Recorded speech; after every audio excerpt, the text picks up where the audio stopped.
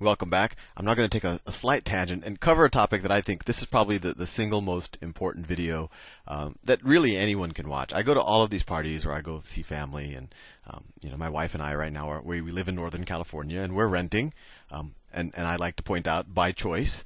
And I have family members. Why don't you buy? You're at that stage in life. That's a major milestone. All of this. There's a lot of pressure to buy.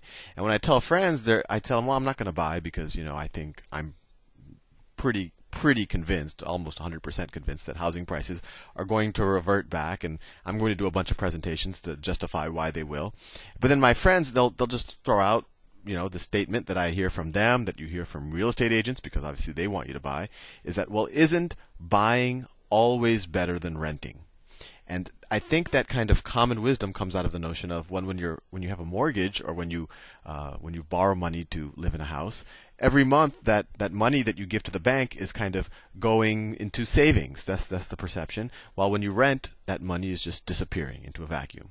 And in this video, I'm going to work through that assumption and see if that actually is the case. So let's say I have a choice. Let's say there are two houses. This is house number 1, and this is house number 2. And let's say that they're identical houses. These are, 3-bedroom, 2-bath townhouses, someplace in Silicon Valley, which is where I live. And I have I want to live in one of these houses. I'm indifferent to which house I live in because they are identical. So living in them is the identical experience. I can rent this house. So I can rent this house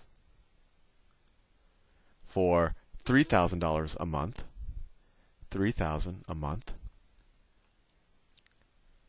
And or I could buy this house for $1 million. And let's say that in my bank account right now, let's say I have $250,000 cash.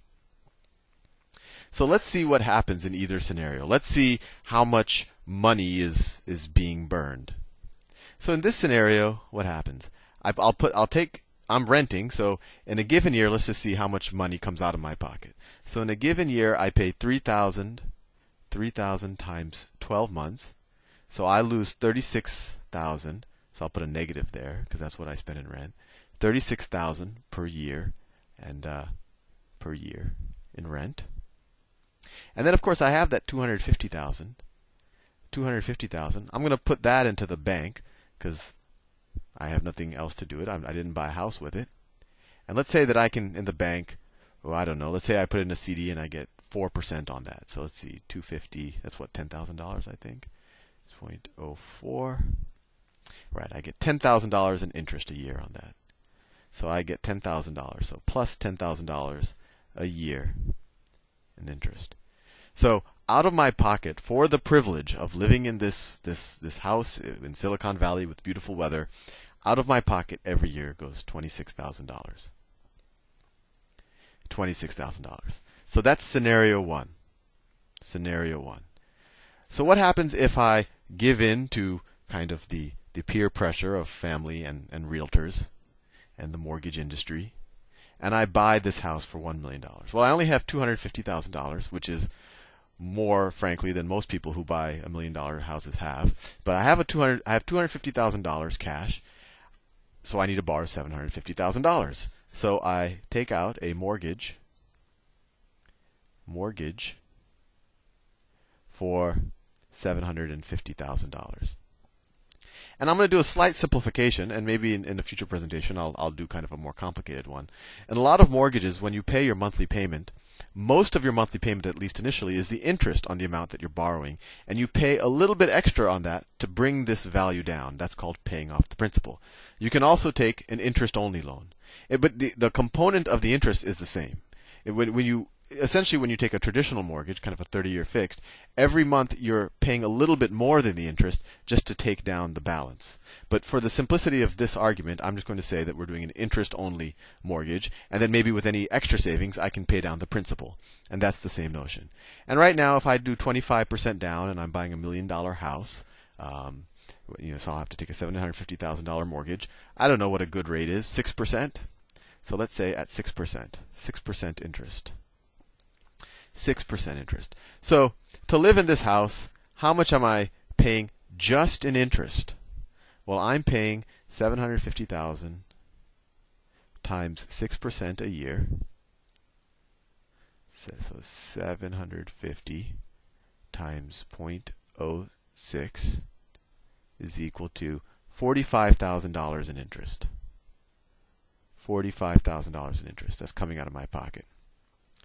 And of course, on a monthly basis, that means in interest per month I'm paying, just to get an idea, I'm paying about $3,700, $3,800 in interest a month. My mortgage actually might be something like $4,000 a month. So I pay the interest, and then I pay a little bit to chip away at the whole value of the loan. And it takes 30 years to chip away at the whole thing.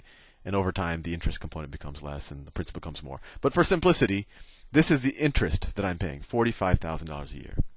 And then, of course, at a party when I started explaining this, it's like, but interest on a mortgage is tax deductible.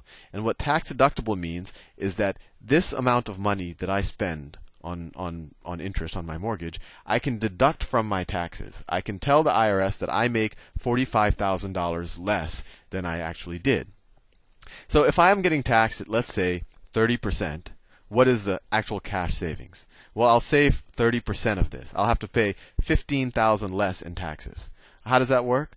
Well, think about it. Let's say I earned $100,000 in a year, and I normally have to pay 30%, so I normally pay $30,000 in taxes.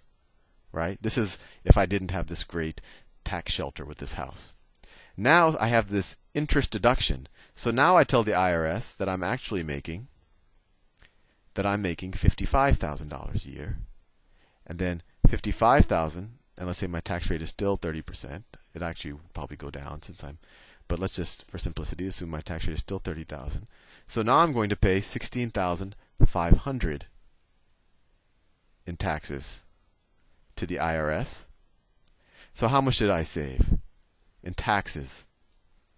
Minus plus 30 is equal to. So I saved $13,500 from taxes, from being able to deduct this $45,000 from my income. So let's say tax savings. Tax savings. The tax savings plus 13.5K. Now, what else goes into this equation? Do I get any interest on my $250,000? Well, no. I had to use that as part of the down payment on the house, so I'm not getting any interest there. But what I do have to do is I have to pay taxes on my property. In California out here, we have to pay 1.25% in taxes of the value of the house. So what's 1.2? So taxes is property tax. And that's actually tax deductible too. So it actually becomes more like, 0.75 or 1%. So let's just say 1%, just for simplicity. Property taxes.